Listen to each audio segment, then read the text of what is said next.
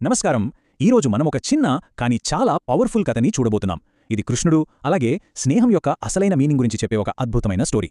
ఒక చిన్న ఇన్సిడెంట్ మనుషుల మధ్య ఉండే కనెక్షన్ని అలాగే తోటి వారి పట్ల మనం చూపించాల్సిన కరుణని ఎంత స్పష్టంగా చూపిస్తుందో మనం ఈరోజు తెలుసుకోబోతున్నాం. ఇది వినడానికి కేవలం ఒక కథలా అనిపించొచ్చు, కానీ నిజానికిది మనందరి లైఫ్కి కనెక్ట్ అయ్యే ఒక గొప్ప లెసన్. సరే, దీనిలోకి కొంచెం లోతుగా వెళ్దాం. మన లైఫ్లో అకస్మాత్తుగా ఏదైనా కష్టం లేదా ఊహించని ప్రాబ్లం వచ్చినప్పుడు మనతో ఉన్నది జస్ట్ ఒక పరిచయస్తుడా లేక నిజమైన స్నేహితుడా అనేది ఎలా తెలుస్తుంది?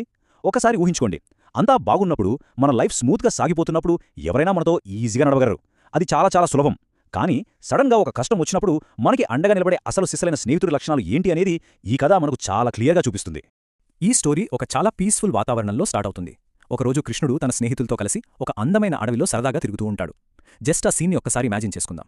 చుట్టూ పచ్చదనం, పక్షుల సౌండ్స్, స్వచ్ఛమైన గాలి, ఎలాంటి టెన్షన్స్, ఒత్తిళ్లు లేని ఒక నార్మల్ డే.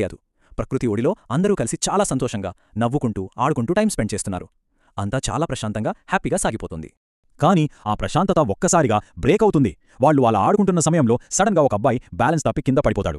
అతనికి గట్టిగానే దెబ్బ తగులుతుంది. అంతవరకు ఎంతో హ్యాపీగా నవ్వులతో నిండి ఉన్న వాతావరణం క్షణాల్లో కంప్లీట్గా మారిపోతుంది.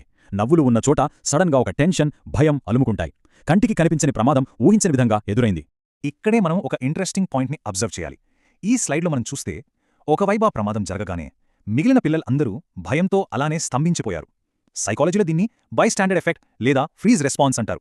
అంటే సడన్గా ఏదైనా జరిగినప్పుడు ఏం చేయాలో పాలుపోక మెదడు బ్లాంక్ అయిపోతుందన్నమాట. ఇది చాలా కామన్. కానీ మరోవైపు కృష్ణుడు మాత్రం ఆ భయానికి లోను కాలేదు. ఒక ట్రూ లీడర్లాగా సెకండ్ థాట్ లేకుండా వెంటనే ఆ సిచ్యువేషన్ని తన చేతుల్లోకి తీసుకున్నాడు. ఇక్కడ నిజంగా ఆసక్తికరమైన విషయం, కృష్ణుడు తీసుకున్న ఆ ఊదార్పునిచ్చే చర్యలు. ఏమాత్రం ఆలోచించకుండా వెంటనే కిందపడి ఉన్న ఆ అబ్బాయిని తన చేతులతో పైకి లేపాడు. ఆ తర్వాత తన సొంత చేతులతో ఆ గాయాన్ని చాలా సున్నితంగా తుడిచాడు. ఇక్కడ గమనించాల్సిన విషయమేంటంటే, ఇవి కేవలం ఒకరిని పైకి లేపే ఫిజికల్ యాక్షన్స్ మాత్రమే కాదు.